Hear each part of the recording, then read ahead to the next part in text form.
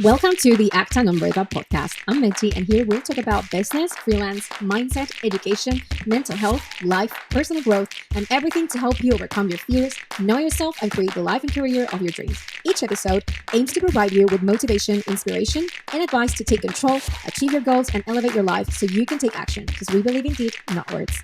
Episodes in English and Spanish every week.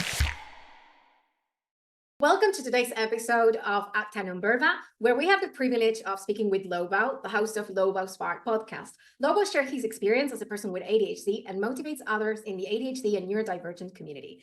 He has made a significant impact with his stories and those of others and words of encouragement by helping many individuals find their spark and strive for a better life.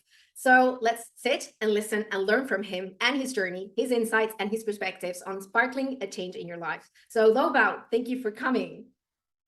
Oh, no problem, Mechi. This is awesome. I am honored, literally honored to be here. To talk to you about this. I am really happy to have you and to call you my friend and consider you my friend.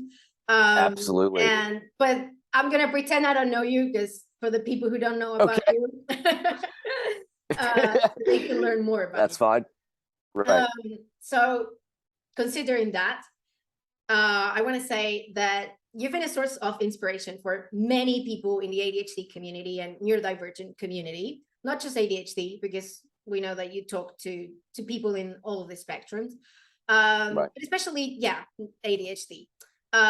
Your podcast has really helped so many people. So I would like you to tell us about your journey and how you found out your own spark, because for everyone listening, we can go later into the, what the ADHD thing is, but I want to know about you and how you found your own spark, because that's your whole thing.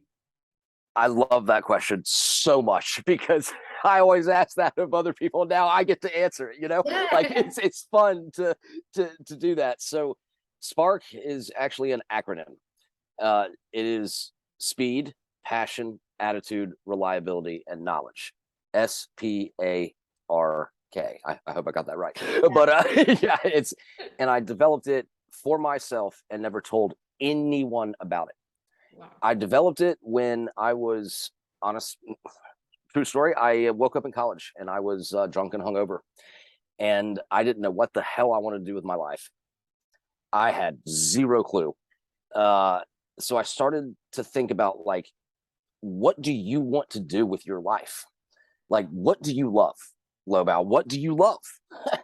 And I came up with one thing, which was I loved a particular football team. And needless to say, that stadium that football team played in was 2 miles away from where I was living. So I said, okay, you know what? I'm just going to go knock on the door. I'm just going to go try. What's the worst that can happen? Is they say no over and over and over and over again. That's fine. At least I'm doing something instead of going out and partying and wasting my fucking life away. So I showed up, I knocked on the door, and for 3 weeks they said no, until finally they said, you can volunteer. And that, I was like, oh my God, I'm in. I just needed a foot in the door. This is I can't wait to get to attack this. But then I was like, I said to myself, okay, well, you're not getting paid, but you're still doing something you love. How do you turn this into something you love that is also financial, that you can support yourself with? So I came up with Spark. That night, when they allowed me to volunteer, I sat down and came up with all of my best qualities, all of them. I put them all, I wrote down, you are good at this, you are good at this, you are good at this. But that's a lot of things. I think I'm really good at a lot of things, but I needed to choose 5. I needed just to keep it condensed and, whatnot. So number 1 is that I am faster than anyone I know. Number 2 is that I have a bigger heart than anyone I've ever met. My attitude can somewhat be abrasive, but I am reliable as shit to a fault. And I have the knowledge to put these things together. And that developed Spark. And I follow it every single day. And it's because I have backup plan after backup plan after backup plan, because with ADHD, you got to have a lot of backup plans, because what works one day won't work the next. True. And if you're struggling I needed elements. I needed to see something on paper that I had written, that I had done based on my personality, to say, here's how you combat this. If you're fast, that's great, but you're going to slow down.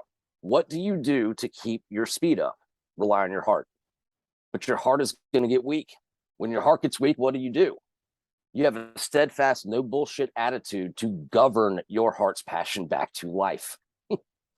And that in turn will keep you fast. When all of those three things don't work, then increase your reliability to other people like instantly. And I did that because all of a sudden their attitude towards me was just such a high level that it jump started me to get that no bullshit attitude back again, that kept my heart strong, that kept me fast. When none of those things work, I have to learn alone, by myself, complete isolation, and reflect on why it did or didn't work. And I know this sounds like a lot, and this is just based on my personality. This would honestly not work for a lot of people, but I wanted to motivate people to figure something else out like this that would work for them. Find their own spark. Right, to find their own way, to do things. So the knowledge element is, I will literally sit by myself for hours on end and go through everything that I've experienced. When I come up with a new idea, then it starts over the next day with speed, passion, attitude, reliability, knowledge. It's a literal every day. This happens every single day. And it's hard to stick to it, but it's fun to stick to it also. Wow, I love the story. And I wonder, because it's those moments when you have that spark, like you call it. It is a spark. It's the light bulb moment, when Right. you're like, this is why I have this problem, or this is why I'm good at this, or this is why I like this or not. So I want to ask you, what brought you there? Like, besides from, of course, everything that you've told us, is there anything that we could maybe look behind, something that happened before or during your childhood, anything that you thought that probably that led you to having that spark? Because so many people sometimes and I know for myself, I love learning more, because more about myself, because it is people, human beings are so complicated and so complex that we constantly change. So we have to continue learning more about ourselves, because we change. Right. So what do you think made it happen for you? What made it happen for me was accepting the fact that I'm fucking. Oh, sorry. Can I cuss on here? Of course you can. Yeah, you can do it. I'm a truck driver. I talk like a truck driver, and everybody, for all the audience in Argentina that also speak English, they know that Okay, awesome. Awesome.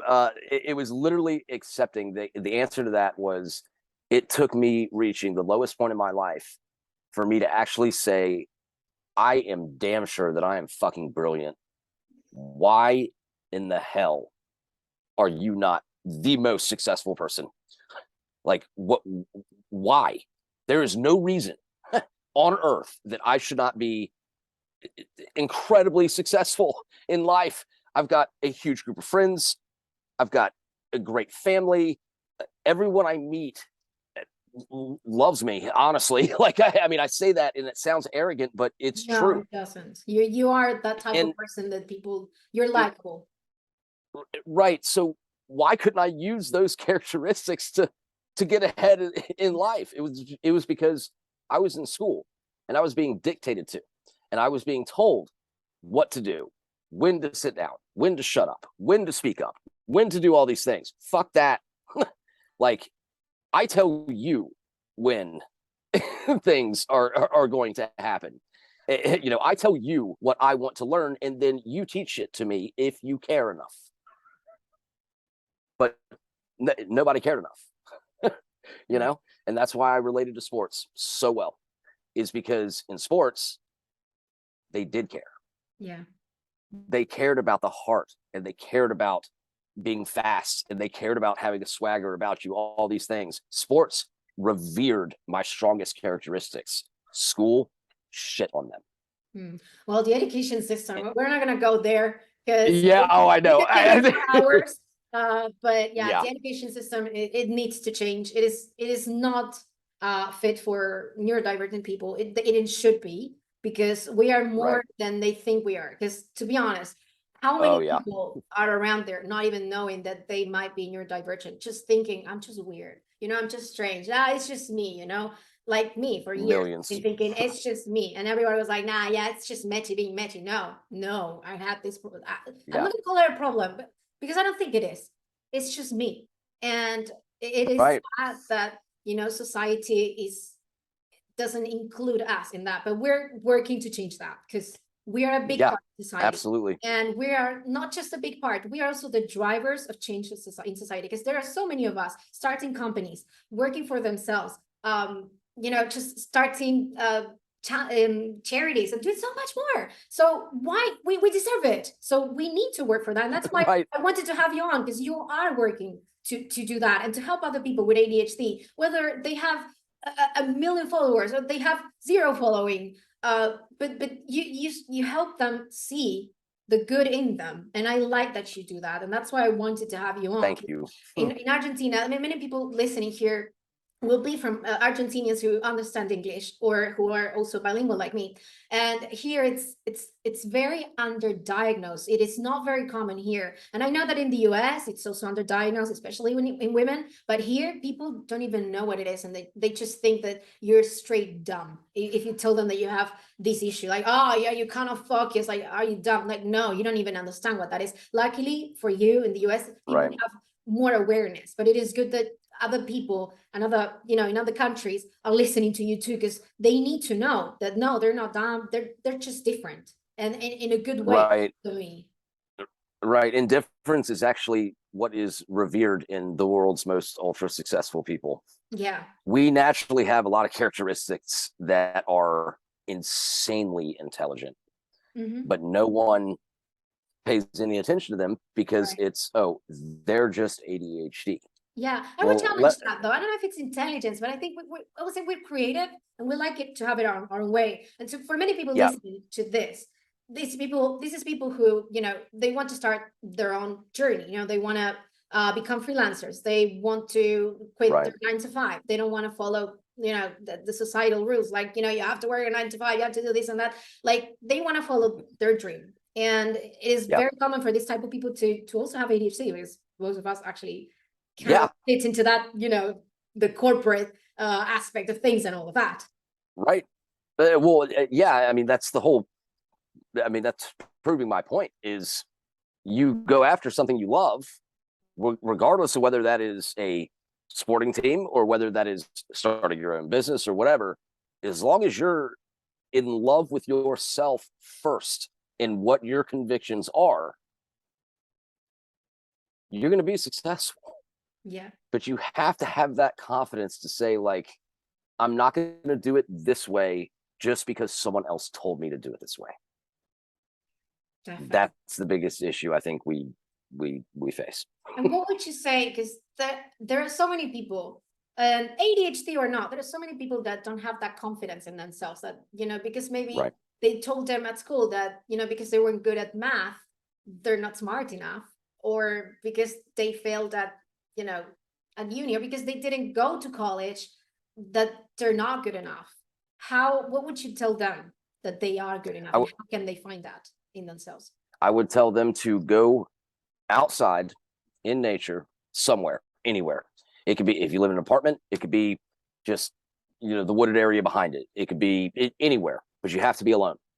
You have to be alone with your own thoughts and ask yourself serious questions that you will answer honestly to yourself. What do you love? And that is going to be a hard thing for a lot of people to do, because a lot of people don't know. But if you have that interview with yourself, that fucking matters an amazing amount. Like, I can't even tell you. But the thing is, you can't do it in front of people, because if you do it in front of people, then all of a sudden they're going to be judging, criticizing, asking, this, that, and the other. You just need to be with yourself first and foremost before anything else, and ask yourself the most difficult questions, and then answer them without any judgment. When you answer those questions, you can say it out loud, you will find that quote spark to keep going, to keep doing things, to keep saying I don't have it all figured out, but let's try. It will help you try, and trying is the biggest thing we can do. I mean, just you woke up, you're trying. That matters. Yeah. So and alone. it's curious that you mentioned this, because the last week, was it last week or the other week? I can't remember. My brain's like lost in time. Yeah. But yeah. I went on a very, very long trek. It was a few days. There's like 4 days just trekking every single day. I really love nature, and I love trekking. I love going to the mountain. I just going Right. and being there with my thoughts and do something challenging, but at the same time, like you get a lot. Like it's like better than therapy. Like for me, it does much more than like having 10 sessions with a therapist. But Yeah, that's just me. 100%. And yesterday, I was listening to, I don't know, do you know, I can't remember his name, but there's this guy on TikTok that he's always hiking, and he goes like, friendly reminder, and he's a nomad. Oh yeah. Do you know him? Yeah. I would love for you to have him on your podcast. I have a friend. So last night, and he was talking about last night, looking at his, I was actually looking at his profile last night because I couldn't sleep. And there are so many truths that he says, and it has a lot to do with what you're saying. It's funny, actually, last night, or 2 nights ago, I interviewed Life Actuator. He's Eric. He's the guy with the beard or whatnot that has got like 200 and something thousand, followers. He's hilarious. And then he came on the group thing last night and just shot the shit. There were like 9 of us, I think, last night. He talked to Justin from Australia about taking medication when you're pregnant and all these kind of things. It was unbelievable. I know the creator you're talking about, though. I just can't pinpoint what his actual name. I just know it's Tatum, something Tatum. I can't remember. I'm gonna send it to you. I'm actually going to try to get him for you, because I would love to hear that conversation. But going back to that, yeah, nature really heals. Like it just being, but for people that not everybody has like access to nature. You can be in a very big city, like for me, for example, I mean Buenos Aires. Right. Argentina, just like the US, is a very, very big country. So for people who live in a city that's like far from actual nature, what other things can they do because maybe they cannot take that time off or anything? Right. So the reason that I think that and I'm not right, okay, on any of this, is just everyone's perspective. But the reason I think that nature and being outside, even if it's a crowded city, being outside, there are different sounds, different noises, different things that all of a sudden your brain starts to get that dopamine that it desperately needs. I go outside, I go up the hill, at this property, and there's birds chirping. Okay, well, one bird doesn't sound the same as the next. That engages my brain. If you are in a crowded city, different people are talking. If you're in New York and someone's saying, "Hey, fuck off," all this kind of shit. Like it's at least different than being where you're used to being. And that difference of going outside and experiencing the world with all these different things, happening, whether you agree with them or not, it doesn't matter. It's just you're hearing different sounds. That makes your brain more engaged. And I think that, you're actually right. And I never thought of it that way. It's interesting. And it's also the movement. I guess that for many of us, right, to move, we need to be in like, for example, sometimes I have people looking at me like, what is she doing? Like, I cannot stand still. Like if I'm standing still, I start going like this. I know. I've rearranged my seat like 5 times since we've been talking. But you're 100% right on that, because movement does matter. And the reason it matters is because you feel internally like you're moving towards something. And that is why, like, when I work from home a couple days a week, I still wake up and I have to drive. Even if I'm not going anywhere, I just have to drive, because that triggers my brain saying I am moving forward towards something. Every morning when I wake up, I look out the window. I just look out the window, and that engages my brain to say progress. Yeah. That is a outside, I truly believe that being outside for ADHD people is absolutely vital. Mm. I agree with that 100%. And now I want to ask you something. So, Yeah, in your podcast and, podcasts that you have been with other people too. So you have been right. very open about your struggles with ADHD and how it impacted your life. So Yep. can you share any techniques or strategies that can maybe helped you manage your symptoms and live a more fulfilling life that may help other people? Yes. And we actually went through that, the strategy I created or whatnot for myself. But the thing that you can do with ADHD is to literally sit down alone outside and come up with something that you do well, and then figure out a way to accomplish what you do well and make it even better. Mhm. It's not just about doing something well, it's about enhancing what you already have that's great. I hate that people are so down because, yes, this is a debilitating disorder. It's also the most powerful advantage you could ever have if you can dwell on the powerful advantage. But the only way to dwell on the powerful advantage is to be alone at first and gain that confidence within yourself and then present it to the fucking world. I love that you say that because Uh, most people with ADHD don't think like you and I think. I also think that it's a blessing in disguise. Yes, it is a problem. I mean, it it sucks to is. not be able to focus if you don't take a pill or if you don't find the task that Yeah, you're doing, sufficiently interesting so that it keeps it keeps the dopamine going and it keeps you right. engaged. Because not everybody will have the opportunity to work like doing their passion. I mean, you gotta pay the bills. Not everybody has Right. the option. But that's why I'm Oh, doing this absolutely. podcast, because I know that they can do it nowadays. If you have a computer, you have internet, you can find something that you like, and you can find a way to monetize that. And because of course, yeah, you fucking have to pay for food, and you got to keep Yeah, yourself alive, right? But yeah. if you have ADHD, it's really painful and it's really really hard and debilitating to do it if you're if you have a medication or you're not doing something that you enjoy. It's really I feel that it's It, painfully boring and it's terrible. yes. Well, Because and there's that's no the point to thing. life. Right. To the people out there that like don't have that ability to yet to follow their dreams or their passions. They got to put food on the table. They've got to have these jobs or whatnot. And they get so down on themselves all the time. My one question that I hope that they would ask themselves when alone and reflecting is, what do I do really well? And what do I do really poorly? Does what you do really poorly ultimately matter in life? And I would bet that 90% of people with ADHD, what they do poorly in the grand scheme of life doesn't mean shit, because what they do poorly are the everyday things that are on display. But they've got the biggest hearts. They've got the most resiliency of anybody, like any types of people on earth. When you're at the end of your life, that is all that matters.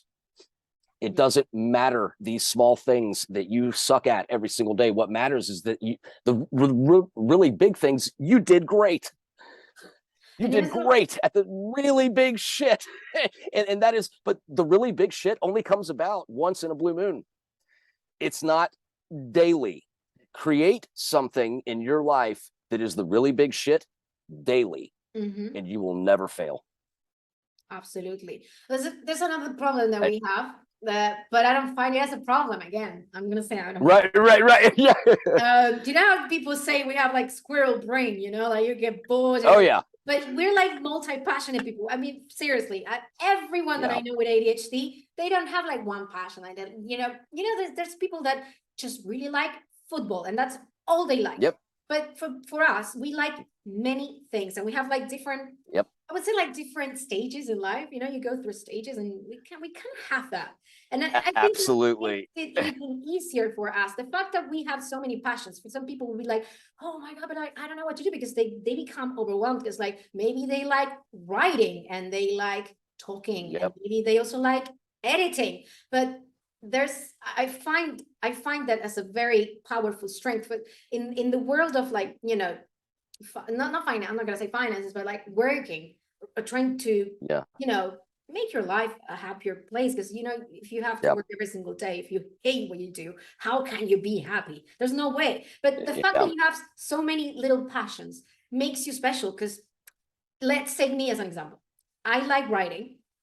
I like learning about anything and everything. You would find me at 3 a.m. just like, I wake up for some reason. I'm like, oh my God, I wonder, like the questions that pop up in your head, like they maybe don't make sense. And like, why did I have that question in my head? Like, I wonder why, I cannot think of a question right now, but have you ever watched Vsauce, the channel? I would get that type of question in my head. Like, I wonder why is blood red, and that type of questions, they pop. And I cannot go to bed unless I Google that, and then I go the rabbit hole and like Wikipedia, and it's terrible. But we like learning. And for me, I like learning, I like writing, I like fitness, I like I don't know, psychology. So I'm like, and I like selling, and I like history. And I at one point I became obsessed with Machiavelli. So I was like, what can I do? Oh my God, copywriting. And I can do copywriting about the topics that I like.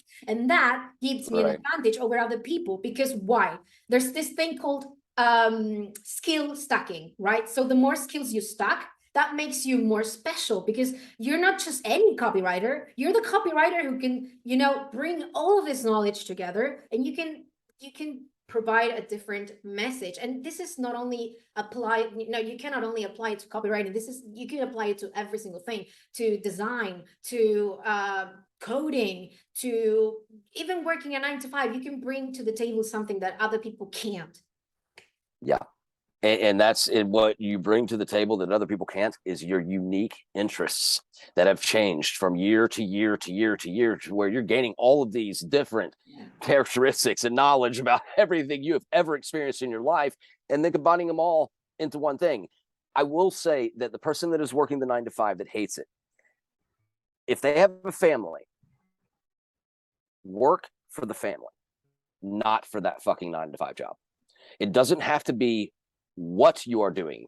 It is why you are doing it. And ADHD people can think like that. They can say, okay, I hate what I'm doing, but I love why I'm doing it. And you're doing it for those people. Yeah. And with ADHD having the biggest hearts on earth, which we do, I'm sorry, like that, we absolutely do. I don't know about me, but I know that you do. Yeah, you do. Yeah, you do. I know you, Betsy. I called you at 11 p.m. one night. And you just hopped on a Zoom call and watched me cry for 30 minutes. Like, I get it. Okay. You do. So it's basically use your heart first and foremost in everything that you do. And I swear it will work out, as hard as that sounds to hear. Like, I know that's cliche or whatnot, but like, use your strengths, and ADHD people's hearts are the biggest strength that we've got. That it matters. Yeah, heart matters. Because sometimes, maybe you don't have something that interests you so much, or you don't have any other option probably. But I guess that having that, like people say, and I know, it sounds cliche, like find your why, but it actually works. Yeah, it helps.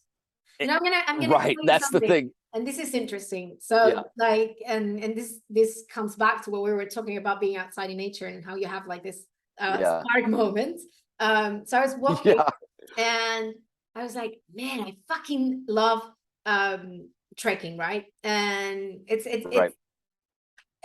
is not easy to do. Like I worked for like 9 hours, and I wasn't prepared for that yet. I was like, fuck, I'm gonna do it because I want to climb it's not a mountain. I don't know what that is. Yeah, it's a mountain. Peak, it was a peak. Right. There came a point where you had to actually rock climb a little bit, which was the first time I did. Hell yeah. And to be honest, yes, I was like, I'm scared. And we came to this point. We went with a group of people that they travel alone, right? Because and so you pay for this company. They arrange everything. But the good thing was that everyone was like on the same level, right? We all wanted to trek and to do plenty of things each and every day. Right. And there came a point where like the people that were guiding us to actually get to the top, they were like, okay, we worked like, I don't know, like 4 hours or something, and they stopped us and they were like, okay, guys, you need to know this. From this point up, it's gonna become actually hard. It's you know, when you have the rows that they tell you see the map, and it's like beginner, intermediate, advanced, and it's from this point onwards, it's advanced. You cannot go back. So you need to decide, are you staying or are you going? Most people were like, oh my gosh, I think you know, I want to go back. I don't know if I can do it. And me and my friend was like, I went there because I wanted to do that particular thing, and I wanted to climb that. It was like, I'm not going to back up. And I was tired. I'm going to be honest. I was tired. I do have a little bit of pandemic overweight. It was like, but I don't fucking care. I want to do it because this is the whole reason I booked this trip. And I started going, like, you know, trying to motivate everyone to not leave. And I managed to keep like 5 people who wanted to leave. And we all made it. It was hard. I'm not going to lie. It was hard. It was scary. You have like the, you know, the what you call it? Oh, fuck. Can't remember the slope. Yeah. It was very steep at that point, and you had like the rocks like falling, and you were just like, like using your hands, and it was so great. And I was like, I looked at the people, and then I was like, do you know what you're going to regret? Leaving. You're not going to regret going up there. You're gonna regret leaving. And I had this thought in my head when I was walking up, and I was like, just my heart was like, I can't do this anymore. And I pushed. And I was, you know, when you find your why. Most of my life, not many people know this because I don't. So well, yeah, they do. The people that follow me from other, you know, from before, obsessed with fitness. I always have to lose weight because of the wrong reason. Because I want to look good, but why? And then when I was walking, I was like, I actually want to lose weight because I love doing this, and I want to be the fittest I can be, so I can do this on a bigger scale. You know, next time, let it be something bigger, steeper. You know, so it's you know what you're describing. What you are describing is an epic story. And when you're grinding through those rocks and you're climbing and you're going, you know, up this really steep thing, that's an epic story. And with ADHD, we need to have consistent, epic stories daily to get us engaged enough to move on to the next day. That is the reason for the highlight reels. That's the reason for all of those things, is like, I want an epic story every fucking day, no matter what it is. And sometimes they're going to be more epic than others. But I truly believe that people with mental health issues, they are the story of the underdog. They are they're the most amazing story, but they can't see it yet. And that's why I'm desperately trying to say, like, oh, you did this, you did this, you did this. That's epic as shit. Definitely. Yeah, most people don't notice that. They don't see their wins, or maybe they don't keep count. They only focus because I know that, you know, the brain is fucked up. We human beings, not just people with ADHD, basically all human beings are wired to just focus on the negative, and I get it because it kept us alive. You know, you need to know that the lion can eat you. You know, if you see a lion, you better run, you know. But the good thing about us is we're probably the type of people that maybe will not run from the lion. Like, we would take the risk. Oh no. But sometimes those risks, of course, they take you to maybe failing at something. But that teaches you something, you know, and it's good to try to find a way to rewire the brain to see not only the negative, but find the positive. And, you know, some people would say, like, no, but there's nothing positive about this. I would challenge that. I see the positive even in the worst stories of all. And to be honest, people would be like, this is toxic positivity. But for me, at least for me, it helps me. So correct. And that's the whole thing, is if your brain, which ADHD is, this disorder to where you know what to do and you can't do it, that's a depressing, horrible thing to have, you know, in your life. But if you're still here and you're still waking up, you're trying. That is an epic story. So you don't have to go slap a lion in the face and say, you know, conquer the world. All you got to do is fucking wake up and try again. And if you wake up, you say, oh, well, I'm not really trying. I just woke up. Waking up is trying, in my opinion. Yeah, I agree with that. Now, for that, like, I want to ask you, so for the people listening, right? And like maybe they have this issue that they cannot see their wins, or they cannot see the positive, and they're just focused maybe on the negative, and like, no, I have this problem and I can't focus, or the bills are too expensive, because that's another reality too.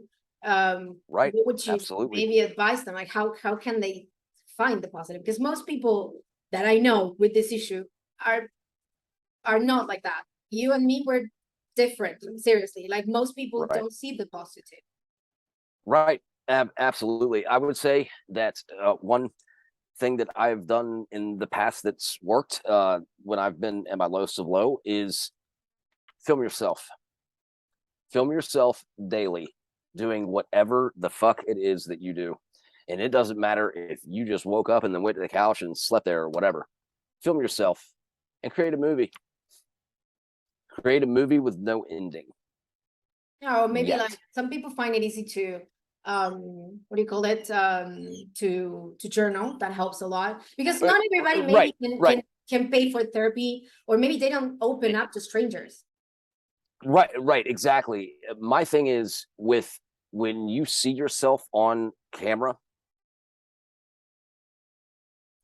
every single day, like you see yourself, what you're actually doing, that is a huge thing uh, for you. And so for me, it's my one thing to do is record myself and then build a story, because everyone's got the technology, right? Like we all have now the technology to edit films for free. Like you can get an app for your phone, you can do whatever. It doesn't cost any money to film yourself and create an epic story. What ending do you want to see? What epic conclusion to this story do you want to see? And create it, but only on film first. Put some special effects in, it'll get your dopamine going, all that kind of things. But where do you want to be? And if you can't answer that, then watch yourself. Like I guarantee you, so if someone sent me a 30-minute clip of them waking up and then sleeping on the couch, I could make that into the most epic fucking story you've ever seen. You really like editing, right? Yeah, that's one of your I things. do. I do, and the reason that I do I is because admire that. I hate editing. Like seriously, this right, is why I try to it keep it shapes. full here, because I don't want to go and edit. Yeah, yeah, I love it. But it shapes my why, which is what you were saying. It shapes why are you doing this? Where do you want to be? I can shape that and then see it. I might not be there yet, but I'm at least seeing it play out the way I want to see it play out. And when you're editing yourself and you're putting together, I mean, I'm so sick. I create my own highlight reels. Like I literally put together movies about how great I am. I know that that's arrogant, but like I need to do that. No, and Because this brings me back to something that I remember that you told me, and I would like for you to, maybe if you want to share the story yeah, with the people listening, yeah, how you were absolutely. raised, because I think that that's one of your parents' wins, that they taught you to celebrate yourself, because most people hate Yeah. themselves. Yeah. And so that is my privilege, is my upbringing. It is not, it wasn't financial, it was the emotional support that I had from both parents. My dad didn't understand, ADHD a lot. My mom absolutely did, researched it relentlessly, and basically said, you know what? This is going to be a struggle for you your whole life. And she sat me down and told me this, like, this is going to be a struggle. But here's what's going to be really cool about it. And of course, I'm 5, 6, 7 years old, and I'm like, okay, cool. I know that word. I want to be cool. Like, I want to fit in, So here's how it's going to be cool. You're going to be faster than everyone else. Your heart is going to, she knew that I would turn out this way. So she used to force me to wear a Superman cape to class. I love it. And I get sent home because it's like, oh, well, you can't wear this to school. My mom goes, I don't give a shit how many times they send you home. You put that shit on, go back up there. Now the question is, did So, you want to? You were oh not hell forced yeah. to. Okay, Oh hell great. yeah. Oh no, I wanted to. Now I was nervous, like obviously at Right. first, because I didn't want people thinking I was weird or whatever. But then all of a sudden, it was, I got made fun of the first 2 times, by the third time that I got sent home, and then my mom sent me back up there with the cape on, by about the third time, everyone started being like, I want to get to know this guy. Like, even at that young age, you still understand being able to be confident. And nobody else wear a fucking Superman cape to class. Like, that's not gonna happen. Meanwhile, my grades are like all F's, like across the board. And so wearing a Superman cape was kind of ironic, the whole thing. And the teachers looking at me like, this kid ain't Superman, whatever. And I was like, my mom made me do this. So I am. My mom says I am, so I am. Yeah, my mom says it, so I am. You remind me of me in a way. Not I didn't wear that, but I always was like the odd one out, that I would be dark and I would dress up super, super weirdly, fucking weirdly. Yeah. I always was weird, but I enjoyed it. I was like, yeah, right. Different than you. Yeah. I don't mind being different.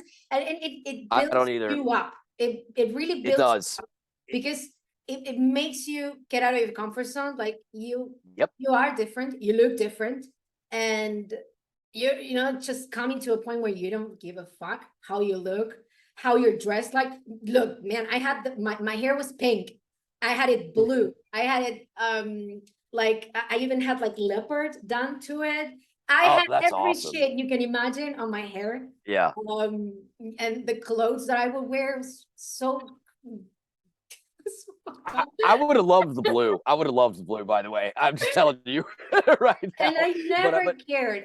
You know what? The other day I was talking to a friend. I was like, I don't care. I mean, I go out in the street with my pajamas on, whatever time at the moment. Like the other day I was like, I went down with the rope. I had a shower, and then I was like, oh, I have to go downstairs. Who put the rope with the rope? And I don't give a fuck. And I think that helped me. Most people are very secure about themselves. And I don't think it's ever too late to change that, but you need to be uncomfortable being uncomfortable. Right. You need to put yourself through that. Your mom did it for you. Not everybody has that luck that you had, that I had. My mom also was super supportive of me, that I was weird. And she would have even, my dad was amazing. He was everything that is good on this earth, but he was, sometimes he was like, Mitch, do you really want to go out? Like, we would have like, we would go out with friends and family. We're like, do you really have to dress up like that? And my mom would be like, yeah, she wants to dress up like that, she will. and I'm happy about that, because it gave me a thicker skin, because I was used to everybody looking at me, and I would, I wouldn't let it, just bring me down. Like, I'm different, I don't care. Right. And I think that's important. I also think, back to every time I tell that story, like, I get chills everywhere, because like my mom, I mean, what a fucking badass. Like, are you kidding me? Like, all the moms of the other kids, saying like, really? Like, she's like, who the hell does she think she is? All this. And then she took it a step further. So I got bullied for wearing the Superman cape, and then she sent my ass to karate classes. And she goes, beat the shit out of the kid. I am team your mom. To be honest. I'm like, she goes, yes, Taekwondo starts tomorrow, son. And I'm like, yeah, but mom. And she goes, he's just a big bully. Tell him you're going to karate chop him, but you need to know how. So karate starts tomorrow. And it happened. And she was so proud. We all love your mom. I know. It's like, I'm not having anybody bully my kid. I'll just send his ass to karate and he'll kick the shit out of the bully. Because so many times we have all of these things where it's like, how do you confront a bully? How do you talk him down? How do you whatever? Sometimes you just got to beat the fuck out of him and have the confidence to do it. Yeah. And that's why my mom was like, you know what? All these, you can't talk a kid that's 2 feet taller than you down, who outweighs you by 100 pounds. So here's a class. Go beat the shit out of them. Well, in my case, that's I mean, I never punched anyone in my life, but no, I wouldn't let it get to me. I would be like, that's your insecurity. But and it got to me. And that was my insecurity, was I let it get to me. I let the teasing and all that get to me so bad that people to know that's, if it's going at you, it's not about you, it's about them. Right. 100%. It's just my mom had more of an aggressive approach to it. And granted, she is a very, she's the cutest king cobra you've ever seen. Okay. It's like the cobra raises up and you're like, oh, what a wonderful woman, kind of thing. But I will never forget that because she gave me the tools.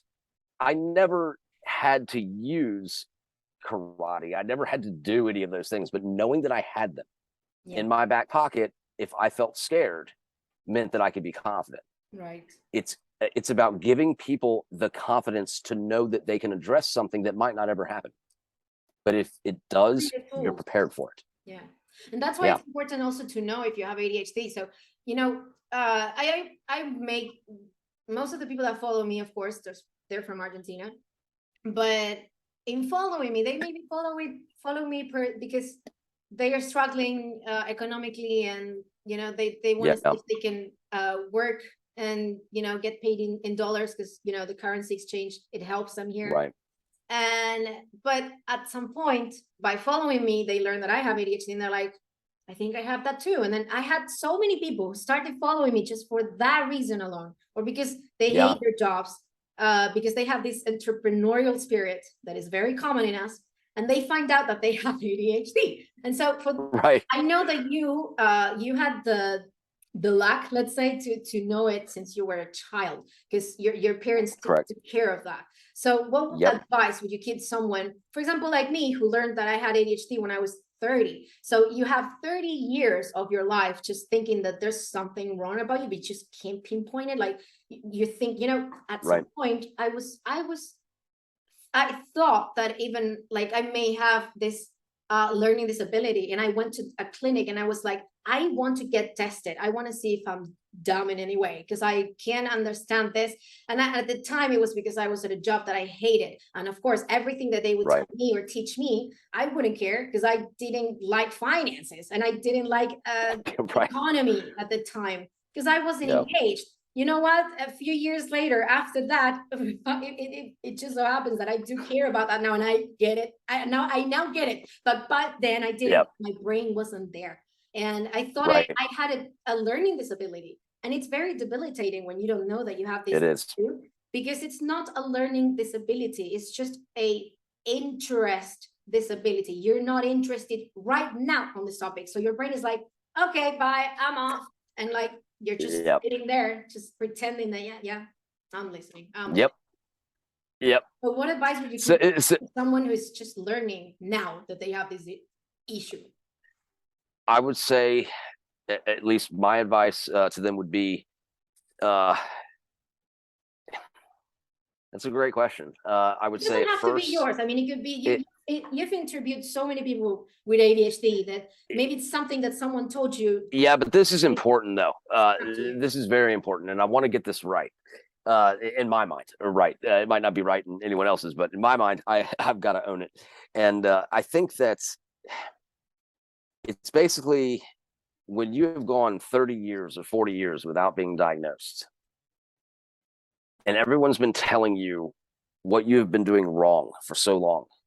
You get that diagnosis at age 30 or age 40, now you can see what you do right. Yeah.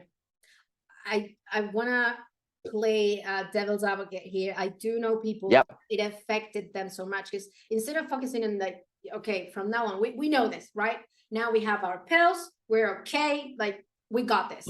But they're ruminating on the past, like, oh my God, maybe if I knew this, I would have finished that career. I would have started that, my life would be better. So how do you get them out of that mindset? Knowing that you are so much quicker once you know the way that your brain works, that you make up for that lost time 50,000 times faster than anyone else would. So you can ruminate all you want, but we all have regrets. We all have mistakes. ADHD, no ADHD. We all have issues from our past or whatnot.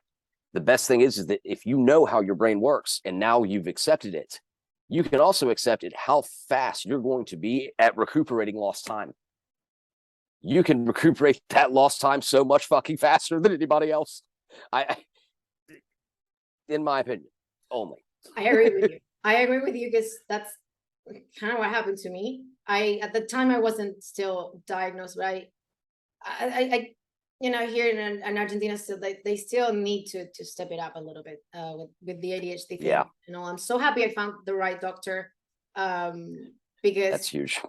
yeah, it's really hard to find the right doctor, but Yeah. it is important to know. And if they have doubts, I mean, I would say do every single test outside, like every single test that you can. And if all of them come very high, like it happened to me, maybe there is something there. And the reason why people need to know is because they can learn how to work with their brains before they get the medication. Because I'm not the type of person that says you don't need the medication. You do, like we really do. Like, for example, for everyone listening, when we started this conversation, I didn't take it, and I was like, so we had to stop, chat with each other while it hit me, because I just couldn't. And it is a little bit debilitating. I know it can be hard, but in the end, just at least having that toolbox, not just a pill, but having the tips, knowing, okay, maybe this works, maybe a Pomodoro session works, just trying to find what works for you too.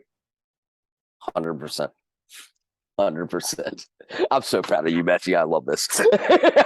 Absolutely love this. Years trying to just work with this that I didn't know how it worked. Now I know, but yeah, it's the years without it that it gives you that, there's no other way than trial and error. It can make you angry. Like, you should be angry about, like, why didn't someone else? I am angry. I am. Right. Yeah. Be angry. Be angry. Be emotional. Be dramatic. Because guess what? That is what we do great. Is over the top emotions, over the top anger, over the top everything that leads us to say, "Fuck you. I'm doing it my way. I'm better than you." Yeah, and that is the attitude that we have to have. And I hate understanding and deal with it, cry all you want, punch a wall if you need to, but then try to find a way to pick yourself up, because if you don't, no one can do it for you. No one can. And I want to be and I want to be clear on this. I don't want people thinking that, whoever's watching this, listening to it, that I'm saying, fuck you if you don't have ADHD. I just want you to understand that we've got to be extreme to meet in the middle to what you think is normal. So when I say, fuck you if you don't have ADHD, what I mean by that is I might emotionally come up to a certain level that gives me the confidence in myself to do, but I have to present it like that. For me, I have to present it like that. I'm competitive, I'm driven, and I'm forceful. And but it's out of, I'm the most aggressively loving person you will ever fucking meet in your life. But I am aggressive with how much I love people. And that turns a lot of people away. But it's actually worked for a lot of people that I've been on Zoom calls with. Like it's so. Yeah. And also just, it's not just that too. I mean, for me, for example, it's not just like being, fuck you, because everything is geared towards the neurotypical brain, and we know that. But it's also the fuck you, all of those years you didn't know you had this, all of those years that people told you that you were wrong or that you cannot do this, or just having people trash your dreams or tell you that you're not good enough or anything, or you also fucking it up, because sometimes it happens and you just don't know why you did it. And I'm gonna say, sometimes there were things I shouldn't have said that I said, and looking back, I'm like, okay, well, but I didn't know I had this issue. But that it's still something that it's important to know. And the thing that I'm trying to say is, it's not just being angry, it's also about like feeling your emotions and allowing yourself to have those emotions, because sometimes they can be so overwhelming for us that we try to shut them down, and it doesn't really help. Okay, so now before we close, I need to ask you something. So is there anything that I haven't asked you yet that I should have asked you, or you would like people to know about yourself or ADHD or anything? Yes. The one question I would love to be asked is, why did I start doing this podcast? Lobow, and that is because I know I present the superhero front and I present the superpower, thing is because I want that person to at least feel somewhat good about themselves and the characteristics they do have. But the reason that I actually put this publicly and started social media, going on social media. I mean, I hate social media. Like I'm the worst social media person on earth. Like it's like, oh, we're tweeting and like, what the fuck? Like, what is this? It's such a weird world to me. But I did it because my wife's best friend ended her own life and she was ADHD. And I was done with people not feeling good about themselves after I saw that. So the reason for this is it is a life-threatening, very serious disorder. But I made a promise to that poor girl that I would always help. And that is what I am doing. And I will not stop doing it. I will never stop telling people how good they are because everyone has something good to give to this world. And if they don't believe it, send them my way. And I promise you, I can find something in them that is amazing. That is my biggest strength. And well, before we close, I need to say this. I mean, I know we've been talking like, ADHD is this walk around the park. Like, it's so fun, but yeah, that's the right. truth about ADHD. Yeah. It is a life-threatening issue because not just because maybe you were, in the clouds and you're going about your day and a car hits you or you get into an accident. It also drives people towards depression as well, taking the wrong choices too. So that's why it's important to bring awareness about this too. But that's also why I think that, yeah, we talked about it as if it were something positive, but that's because also people need to know how they can use it for their own benefit, because it can either destroy you or it can make you feel, I don't know, not better, but it can make your life a little better, or you can just work with it instead of having it work against you. But it is important for people to know that too. And I'm glad that I asked you that question because it is not something to be overlooked. Right.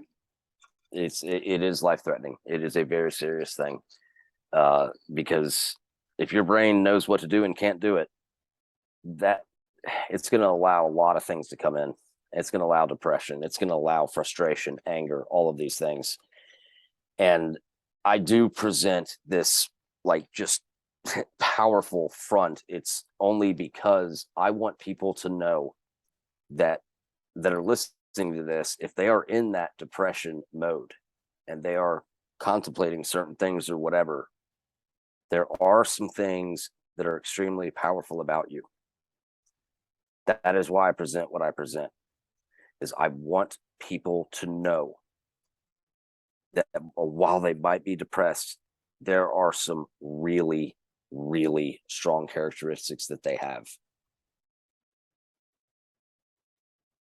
I want them to get off the couch, get diagnosed, and be better for it. I am really glad to have you on, that you came here. Thank you. I would love to have you on again anytime, whenever you want, because this needs to be heard and your voice matters. And I'm really, really glad that I met you. Thank you, Mitch. All the people that I met through you too. It's really been a life-changing connection for me. You have been a life-changing connection. I need to say that. Thank you, Messi. That means everything to me. And we're going to end it with me crying here. Because you're building something here, and you know that. Thank you so much. So to end up in a higher note, just so that, not everything is, because you and me, we're similar. Like, we want to focus on the good, the bad one. Right, right. So for everyone listening, if you think you have ADHD, go check yourselves. If your doctor, if you are 100% sure that you may be ADHD, I'm going to leave a few resources for the people listening if they think that they have it. Awesome. But yeah, I mean, just like you said, go get your diagnosis and find a toolbox that works for you, and get the medications that you need, because your mental health is important. It's not just your health as in physical body health important. Your mental health is as important as your body, because it's what makes you make the decisions that you take. You eat shit food, you don't take care of yourself, or you take care of yourself, you live a life full of, you know, wrong decisions or whatnot. Like, it is important. It is. Thank you so much, Matthew, for having me on. I love this. Thank you for I coming. love it. And an for honor. everyone listening, where can they find you? This is the time where you pimp yourself out. You just go in. Yeah. So it's at Lobow Spark on every actually, no, not every. I had to choose 3 social media things. So TikTok, Twitter, and YouTube. At LOBOWSPARK. That's at Lobow Spark, all one word, on all social media. But honestly, if you know, TikTok is my largest, I guess, following or whatever, but the followers don't matter. What matters is if you go to my Twitter page and you see my profile, there is the link that I have in my bio is, if you listen to nothing else I ever say, that is the video I want you to watch, because it describes why I started doing this.